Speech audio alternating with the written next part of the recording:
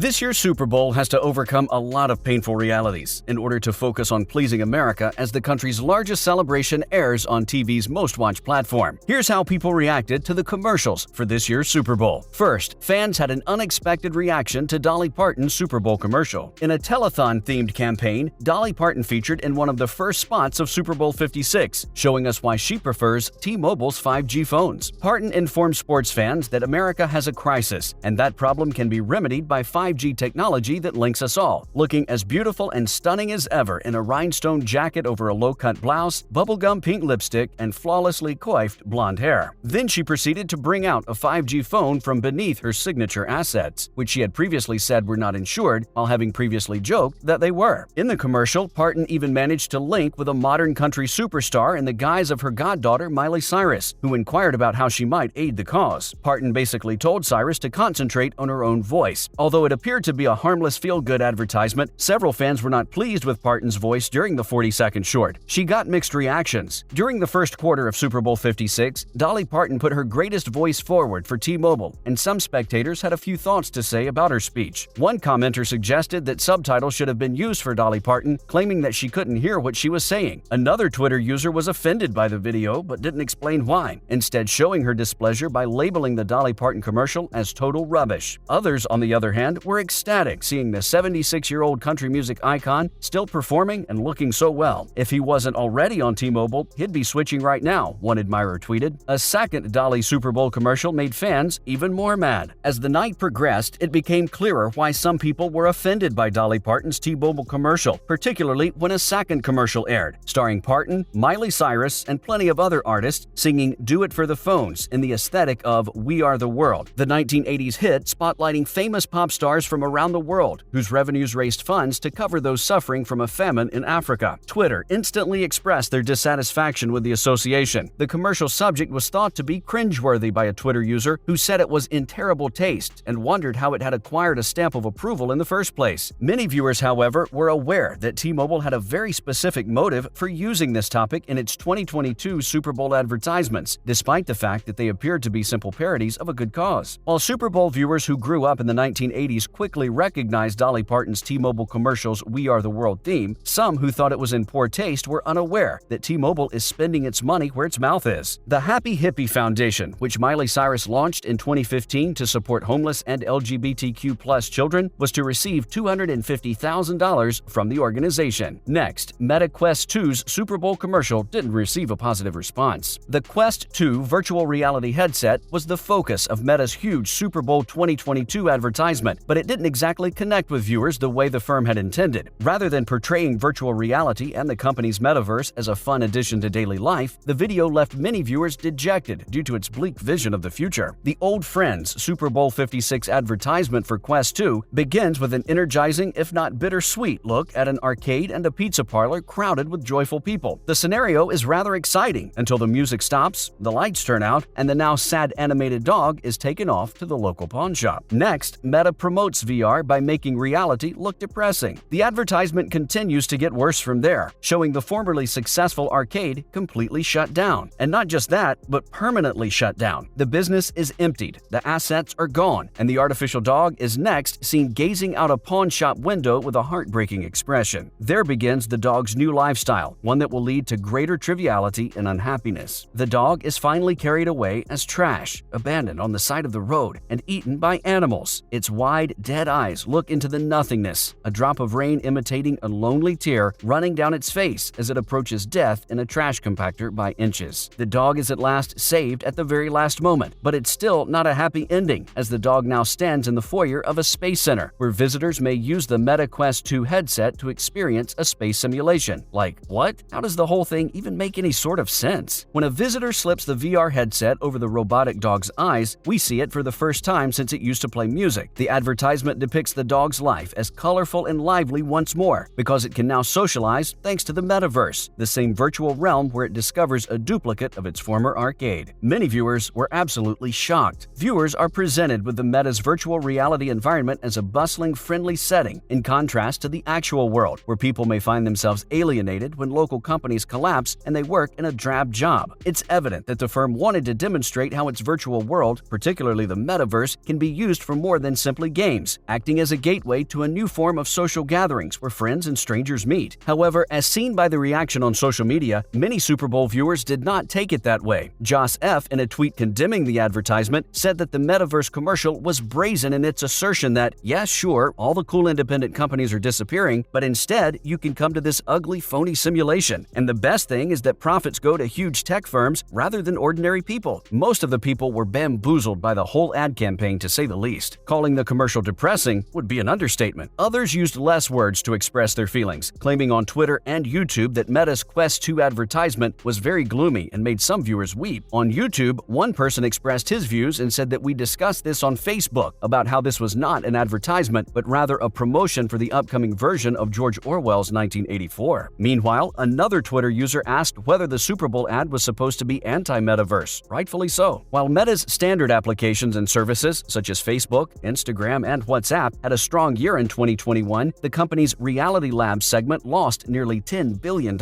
This is the group in charge of metaverse products and services, and the large gap has caused stockholders to flee, with Zuckerberg promising that even more investment is needed, and the public's reaction to this unsettling Super Bowl ad demonstrating that the public isn't yet on board with the concept of living in a virtual reality world. It appears that Meta, not the Bengals, may have lost the big game this time. People are calling the 2022 Super Bowl commercials as the worst of all time. Companies are spending millions of dollars on Super Bowl ads, but social media appears to be underwhelmed. This year's advertising approach was to provide enjoyable or hilarious advertisements. Instead, the Super Bowl in 2022 was largely focused on social justice and combating the COVID-19 epidemic. Despite the excitement, the commercials failed to impress American consumers. They rushed to social media to attack the costly advertisements, claiming that they were dull and failed to take chances. People viewing these advertisements attacked the ad selection on social media, from Dolly Parton and Miley Cyrus's T-Mobile ad to Meta Quest 2 horrible representation of the actual world. Thousands of individuals took to Twitter to express their dissatisfaction with the advertisements, calling them boring or uninteresting. They spent a lot of money this year on star power after a few years of dull Super Bowl advertising. People haven't seen an ad that has blown them away, but they have seen commercials that have gotten a lot of heat. A Twitter user expressed her dissatisfaction with the advertising by writing on the platform, "I need more from these commercials." While Coinbase's bouncing QR code drew a lot of attention, one user observed that it's a negative indication for Super Bowl advertising in general. The advertisement was slammed for spending more than $3 million